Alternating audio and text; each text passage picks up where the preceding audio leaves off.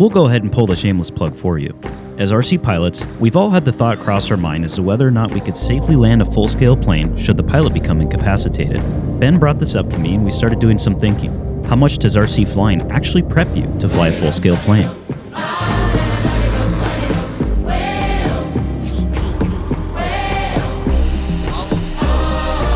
Big picture-wise, the biggest conversion of skill from RC to full-scale is the general ability and knowledge of how to fly an airplane. If you don't transfer over any bad habits from RC, which, don't worry, your flight instructor or CFI can help fix them, Flying 101 is the same in RC as it is in full-scale, except that everything happens slower in bigger planes. If you're a Mode 2 transmitter user, even better. Your right stick inputs of elevator and aileron translate 1-to-1 to what the yoke or joystick in the full-scale plane you fly uses. Sorry, Mode 1 folks. As a CFI, it's also worth noting that teaching an RC pilot how to fly full-scale is a cakewalk compared to someone who shows up with no prior experience. The flip side of this holds true too, and any RC instructor could attest. Teaching a full-scale pilot with no prior RC experience how to fly an RC plane is difficult 9 times out of 10. Starting on the ground, the importance of pre-flight checks. RC planes teach you the importance of things like a proper pre-flight, doing thorough flight control checks, and even the importance of setting a timer to not run out of e-fuel or real fuel. Some folks may not know this, but a lot of full-scale planes and their pilots use timers as an accurate means to know how much fuel they burned, too. Takeoffs. Ever experienced your RC plane pulling hard to the left during takeoff? The 4 infamous left turning tendencies translate to full-scale as well. You'll be sure to impress any CFI by natively giving the corrective inputs with your right thumb or right foot. That's one change for you, feet for rudder control. The other thing that translates from RC to full scale with takeoffs is the importance of not blindly yanking a heavy, or any RC plane for that matter, into the air on the takeoff roll. We've all seen that pesky asymmetric stall and rotation, especially with heavy warbirds and jets in RC, and the same idea translates to full scale. Be gentle on the back pressure or up elevator during critical phases of flight at low airspeeds and high angles of attack. Upset prevention and recovery. A lot of full-scale pilots have a fear of things like stalls, spins, and slow flight. Come on, you Chinese piece of There we go.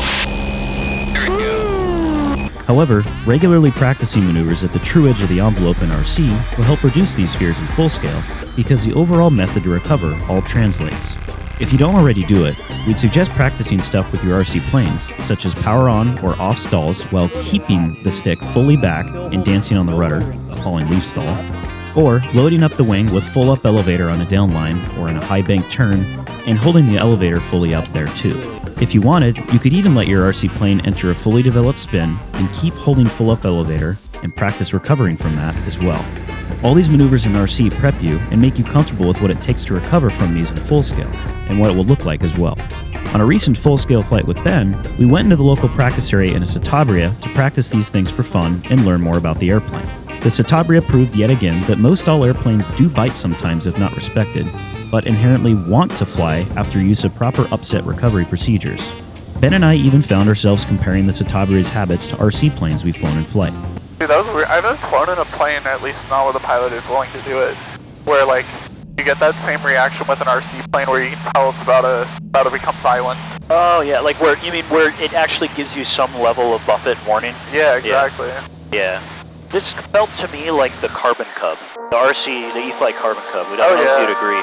Yeah. Where you're in a high bank turn and you're loading up the wing, loading up, and then all of a sudden you can see it kind of like just about to. Yep. It all translates. Advanced procedures. First up, slips.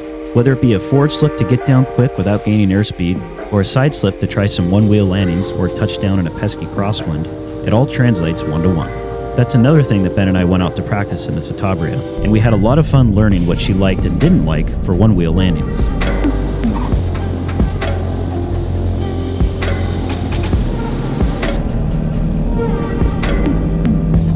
Ever heard of a fancy term called the region of reverse command, or the backside of the power curve?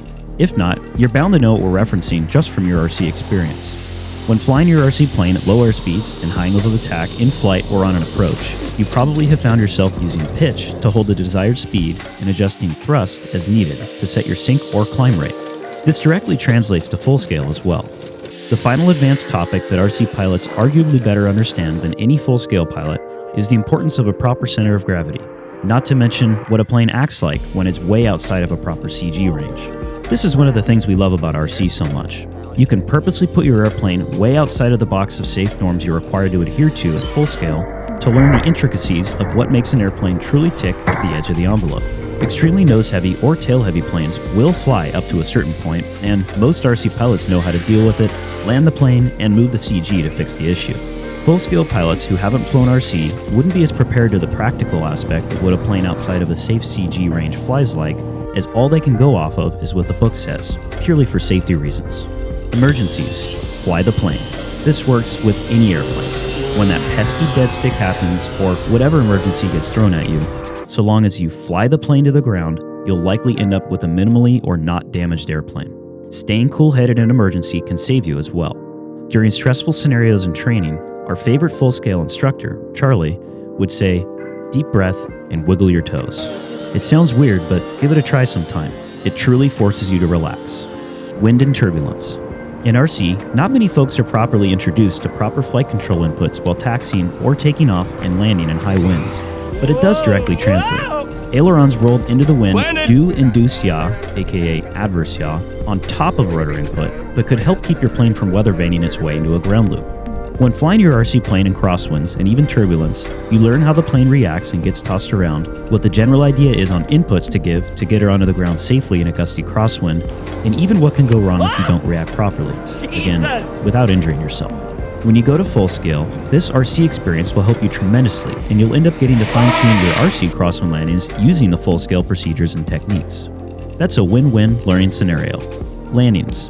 In RC, whether it be from an instructor or trial and error, we eventually all learn the concepts of a stable approach at the proper approach speed, how to properly round out, flare, touch down, and dance on the rudder until the plane comes to a complete stop, all the same way that a full-scale student would. You also will learn the common errors that come with these phases of a landing in RC. This includes things such as pilot-induced oscillation, or PIO, when trying to fix an unstable approach too late, which leads to the important lesson of being willing to simply go around, or even something as simple as floating down the runway too long from using too fast of an approach speed. All these lessons will translate to full scale and better prepare you. One thing to note on trying full-scale landings for the first time with only prior RC experience is that it will be a lot easier than learning landings in RC initially was. This is not only because you now know what a landing should look like, but also because everything happens slower in full scale and you are seated in the plane and can actually feel your inputs physically, rather than on the ground flying from third person. On that note, one thing that I find myself doing during full-scale landings is actually picturing the plane from the outside, or RC viewpoint, in my head as I round out and flare. Knowing what a good landing looks and feels like from both the inside and outside of the plane, and blending it all together adds that much more situational awareness to your flying.